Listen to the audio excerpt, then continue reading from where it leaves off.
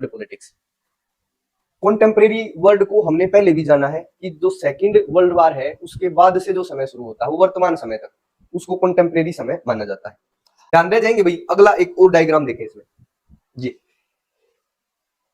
South Asia usually includes the countries Bangladesh, Bhutan, India, the Maldives, Nepal, Pakistan, Sri Lanka.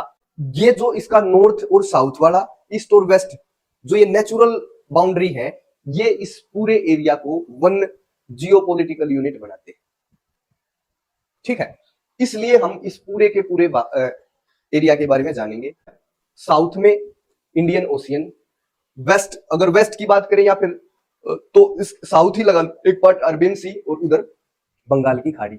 अगर सुदूर waste और ईस्ट की बात करेंगे ना, आजाद हुए उसी समय भारत का डिवीजन हुआ था on the basis of religion, जिसमें से जो मुस्लिम मेजोरिटी एरिया थे उसको पाकिस्तान नाम दिया गया था और जो बाकी जो बच गया एरिया उसको हिंदुस्तान नाम दिया गया था। गुड मॉर्निंग, कैसे हो सबको? नमस्कार। आज 12th क्लास का पॉलिटिकल साइंस का हम नेक्स्ट चैप्टर शुरू करेंगे जिसका नाम है कॉन्टेम्परेरी साउथ एशिया।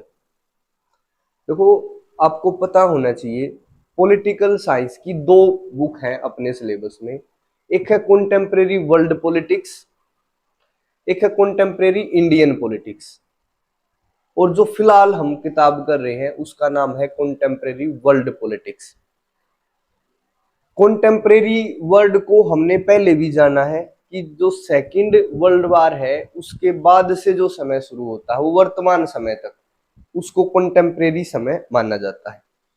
अब साउथ एशिया क्या है? एशिया का जो दक्षिणी भाग है उसको साउथ एशिया के नाम से जाना जाता है। ठीक है, बेसिकली इसमें कौन से देश हैं, ये इंपॉर्टेंट क्यों है, क्यों हमें साउथ एशिया पढ़ने की जरूरत पड़ी, क्या कोई इसमें इंपॉर्टेंट ऐसी चीज है जिसको वर्ल्ड पॉलिटिक्स में पढ़ना जरूरी है? इसका साउथ एशिया में एक देश भारत भी है। अगर पूछे भाई भारत की लोकेशन, तो ये एशिया के साउथ वाले पार्ट में है, तो साउथ एशिया का एक इंपॉर्टेंट देश है इंडिया। तो इस चैप्टर की शुरुआत करते हैं फिर से। जो हर बार बोलता हूं, एक कॉपी पेन निकाल के बैठो, कुछ कुछ नोट्स लिखते रहो ताकि रिवीजन के समय वो काम आए। साथ में सीयूईटी के पॉइंट ऑफ व्यू से भी ये इंपॉर्टेंट चैप्टर है और उससे भी जो फैक्चुअल अगर क्वेश्चन पूछे जाएंगे तो मैं उनको भी बताता रहूंगा साथ साथ। ठीक है, तो करें भाई चैप्टर शुरू। अब ये देखें साउथ एशिया है क्या। एक दो ये देखो मैप, ये अपना प्यारा देश भारत सभी को पता है। साउथ एशिया के देश हैं इसमें जितने भी हैं, यहां पे देखो ये है पाकिस्तान, ये है अफगानिस्तान। अफगानिस्तान 2014 के बाद साउथ एशिया का पार्ट माना गया है। यहां पे ये इंडिया है, ये नेपाल है, ये भूटान है, म्यांमार नहीं है, ये भी ध्यान रखना भाई। पूछा जा सकता है is Myanmar a part of South Asia? No. ये बांग्लादेश, ये श्रीलंका और ये है मालदीव। क्लियर है? ध्यान रह जाएंगे भाई। अगला एक और डायग्राम देखें इसमें। ये south Asia usually includes the countries Bangladesh, Bhutan, India, the Maldives, Nepal, Pakistan, Sri Lanka और इन 2014 अफगानिस्तान। ठीक है, ये है साउथ एशिया। क्लियर दिख रहा होगा भाई? कोई भी देश साउथ एशिया का पार्ट है या नहीं है, इसको ध्यान रखना है। कौन कौन से देश इसमें शामिल है, कितने देश है फिलहाल? 1 2 3 4 5 6 और ये मालदीव है यहां पे 7। और कौन सा बच गया भाई? 1 और इंडिया 8। 1 2 3 4 5 6 7 और यहां पे मालदीव है 8। ठीक है, 8 देश हैं। अब इस एरिया को समझो एक बार आप। जो ये एरिया है ना, यहां पे जो ये एरिया है, हिमालय, इसके नॉर्थ में हिमालय है। अगर इस एरिया के पूरे साउथ की बात करी जाए तो यहां पे है इंडियन ओशियन, और इसी एरिया, ये जो देखो यहां तक का एरिया है, यहां पर है अरेबियन सी। आपको पता है भाई अरेबियन सी,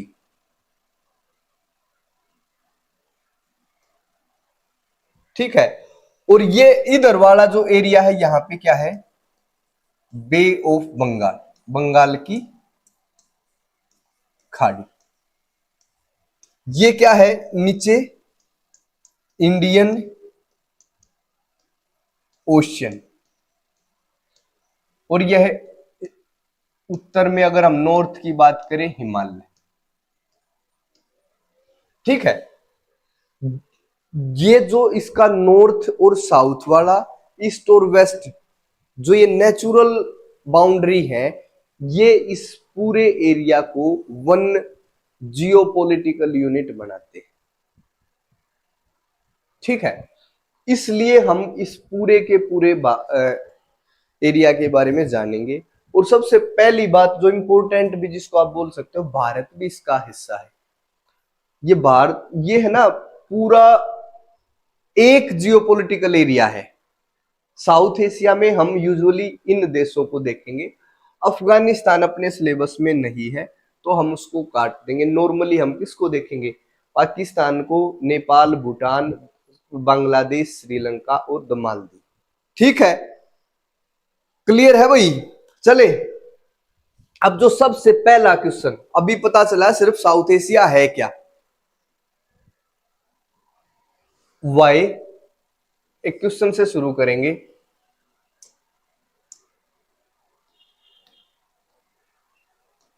वाई लिख लेना इसको, साउथ एशिया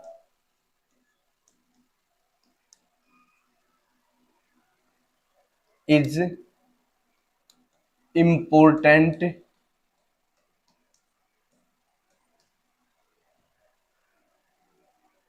हैज, लिख लो यहां पे has important role in world politics.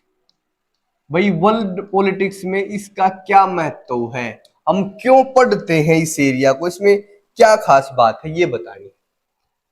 अगर हम इस क्वेश्चन का आंसर देने की बात करें तो हम बोलेंगे ये वन जियोपॉलिटिकल यूनिट है, जियोपॉलिटिकल यूनिट।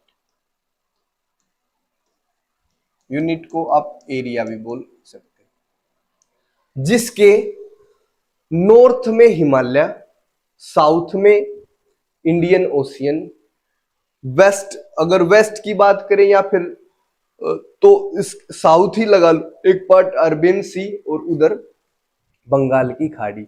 अगर सुदूर वेस्ट और ईस्ट की बात करेंगे ना तो यहां पे इनकी बाउंड्री ज्यादा क्लियर नहीं है, ये क्लियर है चारों तरफ से। इस हिसाब से अगर आप देखोगे तो क्लियर है।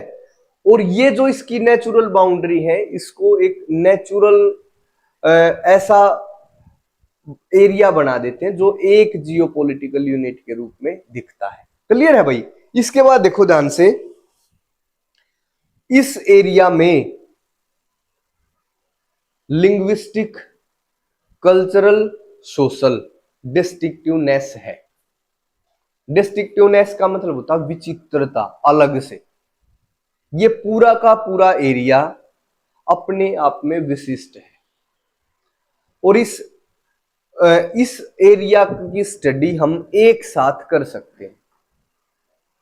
ये एक ऐसा रीजन है जिसमें डिस्प्यूट भी है, कॉन्फ्लिक्ट भी है, कोऑपरेशन भी है। ध्यान दो भाई। अब दूसरा इंपॉर्टेंस इसका पहलू क्या है, two countries are nuclear power. इस साउथ एशिया के, दक्षिण एशिया के दो देश परमाणु शक्ति संपन्न है। इस बात को समझो। पहले इस एरिया की तरफ संसार की निगाह नहीं थी, इसकी इंपॉर्टेंस नहीं थी। 1998 में भारत ने एक न्यूक्लियर टेस्ट करा, उसके कुछ ही समय बाद पाकिस्तान ने भी न्यूक्लियर टेस्ट करा। इसका क्या मतलब है कि दोनों देशों के पास न्यूक्लियर पावर है, और संसार में जिस किसी देश के पास न्यूक्लियर पावर है वो अकेला देश इस संसार के विनाश का कारण बन सकता है। और इन दोनों देशों के बीच में सैकड़ों प्रकार के विवाद हैं, इनमें दुश्मनी है, काफी सारे बाउंड डिस्प्यूट है, कश्मीर को लेकर डिस्प्यूट है। तो संसार का ध्यान एकदम से इन देशों पे गया कि भी दोनों न्यूक्लियर पावर है, लड़ाई की भी संभावना है। अगर इनके बीच में वार होता है तो संसार का कोई भी कॉर्नर ऐसा नहीं होगा जहां पे विनाश ना पहुंचे। तो जैसे ही ये न्यूक्लियर पावर बनते हैं तो पूरे संसार या वर्ल्ड पॉलिटिक्स में ये एक इंपॉर्टेंट केंद्र के रूप में उभरता है। समझ आई है ये बात? इसके अलावा ये एक ऐसा एरिया है जिसमें बहुत सारे कॉन्फ्लिक्ट है, एथनिक कॉन्फ्लिक्ट है, बाउंड्री डिस्प्यूट्स है, वाटर शेयरिंग डिस्प्यूट है, there are lot of kinds of dispute here. But उसके बाद भी कुछ व्यक्ति ऐसा समझते हैं कि यहाँ पे अगर ये आपस में कोऑपरेशन करें तो ये एरिया एक डेवलप्ड एरिया में कन्वर्ट हो सकता है, and there are lot of possibility of development, vast possibility of development. ऐसे यहां पर विकास की असीम संभावनाएं हो सकती है। तो ये एक ऐसा एरिया है जहां पर आशा और निराशा, hope and despair, rivalry and cooperation, शत्रुता मित्रता या सहयोग, सस्पिशियन और ट्रस्ट, संदेह तथा विश्वास एक साथ चलते हैं। That's why this is the important part of world politics. अगर हमें एशिया में भी स्टेबिलिटी लेकर आनी है तो भी साउथ एशिया उसमें इंपॉर्टेंट रोल प्ले कर सकता है। ध्यान से सुने भाई, इसके नोट्स तुम जब किताब में पढ़ोगे तो वहां मिलेगा आपको भाई, होप एंड डिस्पेयर, आशा और निराशा, राइवलरी एंड कोऑपरेशन, मित्रता और सहयोग, ठीक है, एक दूसरे पर संदेह तथा विश्वास, ये साथ साथ है। डिस्प्यूट के भी अनेकों कारण हैं और विकास की पॉसिबिलिटी के भी अनेकों यहां पर एलिमेंट मौजूद आप देख सकते हो इस एरिया में। That's why this is the important part in world politics, that's why we are studying this region today. Clear है? साउथ एशिया के बारे में क्या ध्यान रखना है, ये एक ऐसा एरिया है जिसमें उपरोक्त 8 देश हैं, Bharat, Pakistan, Afghanistan. China is not the part of South Asia. China is an important player in Asia and it has impact on South Asia too. But उसके बाद भी हम चाइना को साउथ एशिया का पार्ट नहीं मानते, ना ही म्यांमार को इसका पार्ट मानते हैं। नेपाल, भूटान, बांग्लादेश, श्रीलंका और साथ में मालदीव, ठीक है। These area include these countries and we are going to study these countries. These countries are one geopolitical unit. They have distinctive culture, language, lifestyle. There are lot of conflict and dispute in these countries. They are having different political system. But if we consider the positive things, there are vast possibility of development in this area. Different countries in this area has different political system. Beside this, all the people of these countries have urge for democracy. इसका क्या मतलब है, सभी देशों में अलग अलग political system है। जैसे भारत और श्रीलंका शुरुआत से ही डेमोक्रेटिक कंट्री रहे हैं। There can be lot of limitations in Indian democracy, but we know democracy is the solution of all problem created by democracy, ठीक है। तो भारत ने पहले दिन से ही आज तक डेमोक्रेसी को मेंटेन रखा है, कंटिन्यू रखा है, ऐसा ही श्रीलंका ने। नेपाल में आप देखोगे तो मोनार्की रही है, आज लोकतंत्र है। बांग्लादेश, पाकिस्तान में देखोगे डेमोक्रेटिक, कभी मिलिट्री रूल। ठीक है, तो इस बट उसके बावजूद, इन सभी चीजों के बावजूद भी डेमोक्रेसी के फेवर में हर जगह पे प्रोटेस्ट है, और डेमोक्रेसी को ही लोग आने वाले समय में एक acceptable form of ruling government consider करते हैं। तमाम विवादों के बावजूद भी हर देश में धीरे धीरे एक स्टेबल डेमोक्रेसी विकसित हो रही है। इंपॉर्टेंट क्यों है? Two countries of this region are nuclear power. Nuclear power का मतलब मैंने बता दिया कि these two countries have nuclear weapons, और जिस भी देश के पास न्यूक्लियर वेपन होते हैं, वो देश अगर युद्ध होता है तो संसार का कोई भी कॉर्नर ऐसा नहीं बचेगा जहां तक विनाश नहीं पहुंचेगा। जैसे ही भारत और पाकिस्तान इस लिस्ट में शामिल होते हैं, तभी वर्ल्ड पॉलिटिक्स के फोकस में ये आ जाते हैं। साथ में ये एक ऐसा एरिया है जहां पे होप एंड डिस्पेयर, आशा निराशा, मित्रता शत्रुता, संदेह तथा ट्रस्ट साथ साथ चलते हैं। इस कारण ये एक इंपॉर्टेंट पार्ट है वर्ल्ड पॉलिटिक्स में। ठीक है, तो समझ लोगे ना इस चीज को। सिंपल सा विषय है, हमने सिर्फ ये देखा है कि कैसे ये एरिया इंपॉर्टेंट है। इसमें तुम लिख सकते हो भाई, होप डिस्पेयर, आशा निराशा, राइवलरी कोऑपरेशन, सहयोग और शत्रुता, सस्पिशियन संदेह और trust, many disputes and vast possibility of development. Vast possibility of development. ठीक है, इस कारण ये देश, साउथ एशिया के ये देश या साउथ एशिया एक इंपॉर्टेंट पार्ट हो जाता है वर्ल्ड पॉलिटिक्स का। यहां तक मेरे हिसाब से समझ आ गया होगा, इसमें ज्यादा कुछ था ही नहीं। कोई भी चीज रटने की नहीं है, हर चीज एक कॉन्सेप्ट है। हम जो भी 12th में पढ़ रहे हैं उसका एक कारण है, ऐसा ही नहीं भी कुछ भी उठा के रख दिया सिलेबस में। तो उस सिलेबस को जस्टिफाई करा गया है कि भी हम साउथ एशिया को वर्ल्ड पॉलिटिक्स में क्यों पढ़ते हैं। ठीक है, नेक्स्ट करें। अब हमें क्या देखना है आने वाले अभी इसमें, सबसे पहले ये देखना कि जो भी इसके देश हैं जो साउथ एशिया में, इनके पॉलिटिकल सिस्टम कैसे है और भारत के साथ इनके रिलेशन कैसे हैं। और हमने एक बात बोली थी पहले कि भी अलग अलग प्रकार के पॉलिटिकल सिस्टम होने के बावजूद भी ये सारे के सारे देश स्टेबल डेमोक्रेसी की तरफ अग्रसर हैं। आप देखोगे जैसे ही हम इन देशों के पॉलिटिकल सिस्टम का अध्ययन स्टडी करेंगे तो you will realise this fact. ठीक है, तो शुरू करते हैं भाई। Pakistan political journey. आपको पता है ये जो पाकिस्तान है हमारे साथ, जैसे जब हम आजाद हुए उसी समय भारत का डिवीजन हुआ था on the basis of religion, जिसमें से जो मुस्लिम मेजोरिटी एरिया थे उसको पाकिस्तान नाम दिया गया था, और जो बाकी जो बच गया एरिया उसको हिंदुस्तान नाम दिया गया था।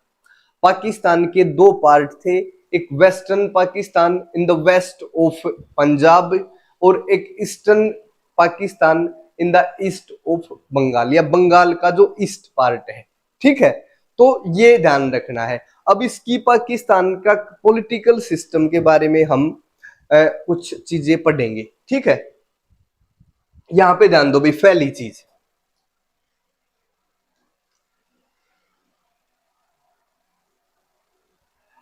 अयूब खान से शुरू होना है हमें। Ayub Khan after 18 years of independence, ध्यान दे भाई, लगभग 1965 में अयूब खान यहां के राष्ट्रीय अध्यक्ष थे। बट कुछ ही समय के बाद अयूब खान के खिलाफ आंदोलन पाकिस्तान में शुरू होते हैं, प्रो डेमोक्रेटिक रिवोल्ट। इसका क्या मतलब होता है? लोकतंत्र के लिए आंदोलन।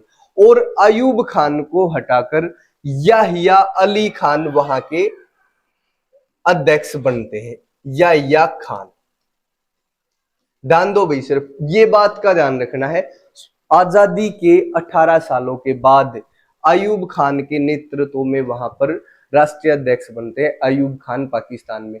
जैसे ही उनका शासनकाल आगे बढ़ता है, उसके कुछ ही समय बाद उनके खिलाफ लोकतांत्रिक आंदोलनों की शुरुआत होती है और याहिया खान के नेतृत्व में तख्ता पलट होगा। ठीक है, इन्हीं के नेतृत्व में जब ये लीडर थे, 1971 में इंडिया और पाकिस्तान के बीच एक युद्ध हुआ और उस युद्ध का परिणाम क्या था? Formation of Bangladesh. आप सभी को पता होगा और इसको डिटेल में हम आने वाले समय में पढ़ेंगे। ठीक है,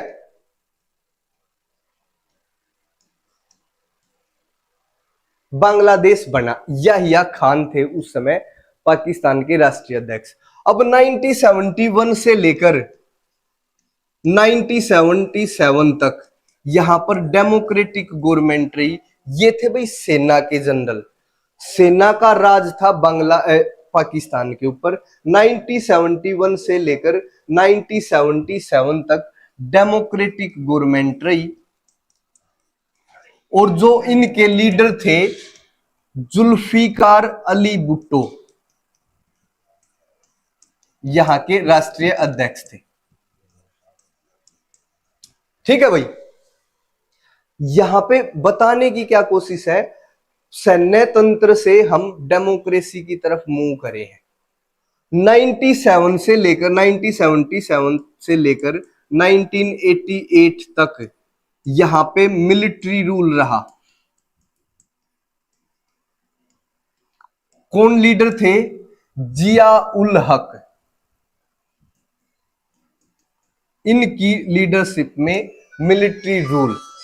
उसके बाद 1988 से लेकर 1999 तक इनकी लड़की बेनजीर अली भुट्टो, उसके नेतृत्व में डेमोक्रेटिक गवर्नमेंट बनी पाकिस्तान के अंदर। बेनजीर अली भुट्टो, ठीक है, इनकी लीडरशिप में।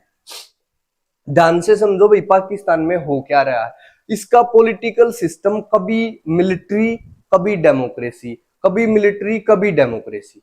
ठीक है, हम देखना क्या चाह रहे हैं, उसके बाद भी आज पाकिस्तान में डेमोक्रेसी है।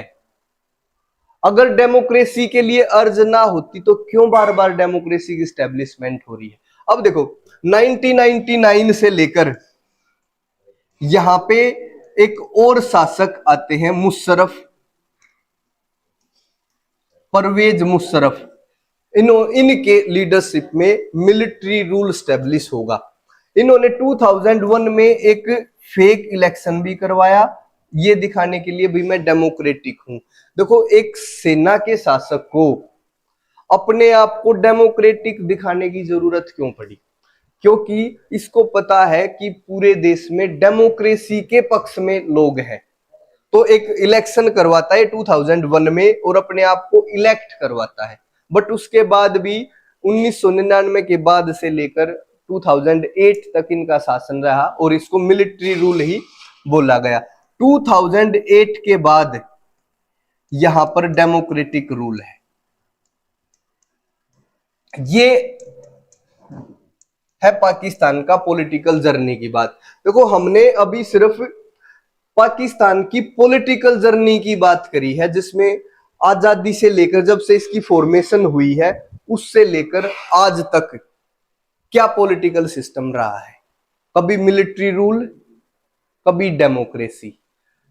एक और 2008 के बाद एक डेमोक्रेटिक शासन पाकिस्तान में काम करता है। ठीक है, अब देखो एक और कॉन्सेप्ट है यहाँ पे कि भाई what were the reasons of unstable democracy in Pakistan. Pakistan में जो ये स्टेबल गवर्नमेंट नहीं बन पाई डेमोक्रेटिक, उसके क्या कारण रहे हैं? इसके 3 कारण है important, reasons of unstable democracy in Pakistan. ये समझ आ गया भाई। पहले 1965 में अयूब खान फिर एक सेना के जनरल याह्या खान ने तख्ता पलट करके खुद को शासक बनाया। याह्या खान के लीडरशिप में ही 1971 में इंडिया और पाकिस्तान का युद्ध होता है, जिसका रिजल्ट है बांग्लादेश की फॉर्मेशन। फिर फॉर्मेशन के बाद उसी समय इनका जो रूल है समाप्त हो गया और 1971 से 77 तक लोकतांत्रिक सरकार बनी जुल्फिकार अली भुट्टो की लीडरशिप में। और 1977 से लेकर 1988 तक मिलिट्री रूल रहा जिया उल हक की लीडरशिप में। फिर 1988 से 1999 तक डेमोक्रेटिक गवर्नमेंट रही, जुल्फिकार अली भुट्टो की लड़की थी बेनजीर अली भुट्टो। फिर 1999 में मुशर्रफ परवेज मुशर्रफ उन्होंने फिर से तख्ता पलट करा और पाकिस्तान में सेना का रूल फिर स्थापित कर दिया। 2001 में इन्होंने एक फेक इलेक्शन करवाया और खुद को इलेक्ट करवाया और 2008 के बाद अब तक पाकिस्तान में डेमोक्रेटिक रूल है। सिंपल सी बात थी, क्लियर हो जानी चाहिए भाई, सिंपल थी ना सारी की सारी बात। एक लास्ट चीज और समझ लो कि भाई what were the reasons of unstable democracy in Pakistan. ठीक है, 2-4 मिनट की बात है, ये छोटा सा टॉपिक और देख लो।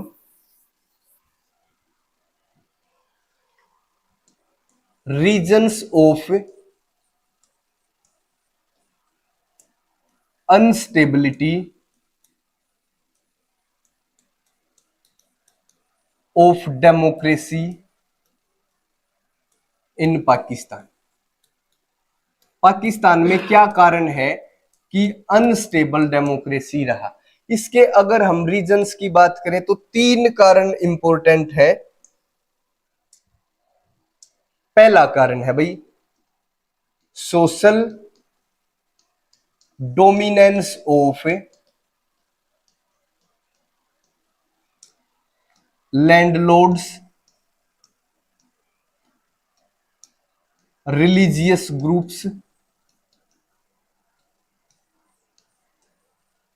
And military.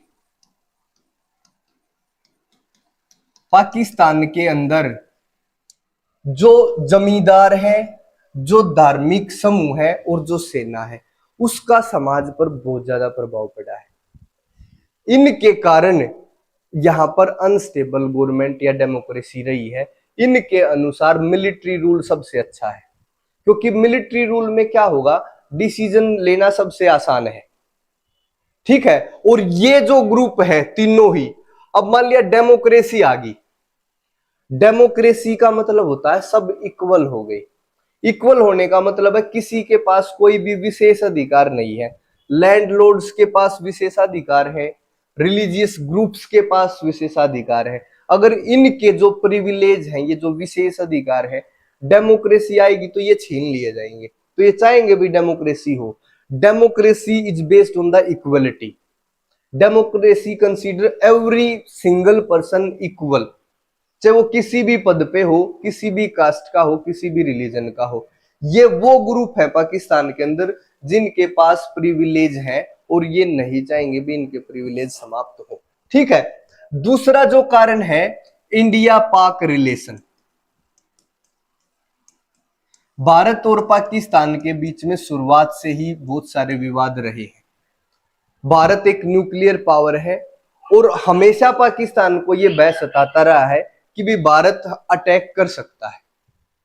और इस स्थिति में अपनी सिक्योरिटी को इंश्योर करने के लिए पाकिस्तान का बड़ा एक वर्ग ये सोचता रहा है कि भी सेना का शासन होना चाहिए।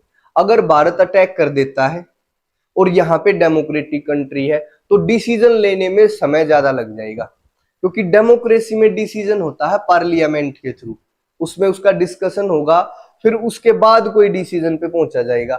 मिलिट्री रूल में क्या होता है, जो राष्ट्रीय अध्यक्ष है, जो हेड ऑफ द गवर्नमेंट है, ही और she can take decision very easily and rapidly. ठीक है, तो भारत के साथ ये जो संबंध है ना, जो विवादास्पद संबंध है, जो so many kinds of dispute है, कॉन्फ्लिक्ट है, there is a possibility of war between India and Pakistan.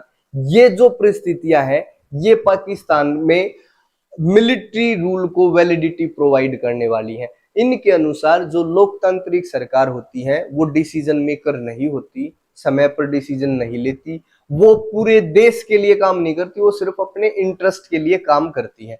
और जो तीसरा कारण है, लास्ट कारण, लैक ऑफ इंटरनेशनल सपोर्ट,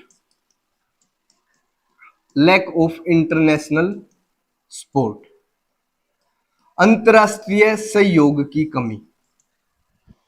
देखो, अंतरराष्ट्रीय सहयोग का मतलब अगर आप बेसिकली देखोगे तो अमेरिका के सहयोग से होगा हमेशा। अमेरिका जैसे देश भी ये नहीं चाहते थे कि भी पाकिस्तान डेमोक्रेटिक कंट्री बने। इनके अनुसार पाकिस्तान एक न्यूक्लियर पावर है, पाकिस्तान के पास न्यूक्लियर वेपन्स है, और पाकिस्तान को आतंकवाद की नर्सरी के रूप में भी जाना जाता है। ये भी है भी, यहाँ पे टेररिस्ट भी बहुत सारे हैं, जो टेररिस्ट संसार में हिट लिस्ट में है कि भाई ये पहले नंबर का टेररिस्ट है, हो सकता हो पाकिस्तान में खुली आम सड़कों पर घूमता हो। तो जो ये अमेरिका जैसे देश भी क्या मानते थे, अगर मिलिट्री का रूल रहेगा तो हो सकता है वो न्यूक्लियर वेपन टेररिस्ट के हाथ में ना जाए। अगर डेमोक्रेटिक रूल रहेगा तो वो न्यूक्लियर वेपन आतंकवादियों के हाथों में जा सकते हैं और वो एक बड़े विनाश का कारण बन सकता है। तो इसलिए जो इंटरनेशनल पावर थी उस समय, वो भी उनके इंटरेस्ट में भी ये बात सही बैठती थी कि भी पाकिस्तान में सेना का शासन होना चाहिए। ठीक है, तो यहाँ पे सोशल डोमिनेंस, इंडिया और पाकिस्तान के जो खट्टे मीठे रिलेशन, साथ में लैक ऑफ इंटरनेशनल सपोर्ट, ये कुछ ऐसे कारण रहे हैं जो पाकिस्तान में मिलिट्री रूल को वैलिड बनाते हैं और डेमोक्रेटिक रूल को स्टेबल नहीं होने देते। मेरे हिसाब से क्लियर हो जानी चाहिए भाई, सिंपल सी बात थी। नेक्स्ट क्लास में हम किसी और देश के पॉलिटिकल सिस्टम का जिक्र करेंगे। तब तक के लिए सभी भाई बहनों को नमस्कार, थैंक यू, बाय बाय।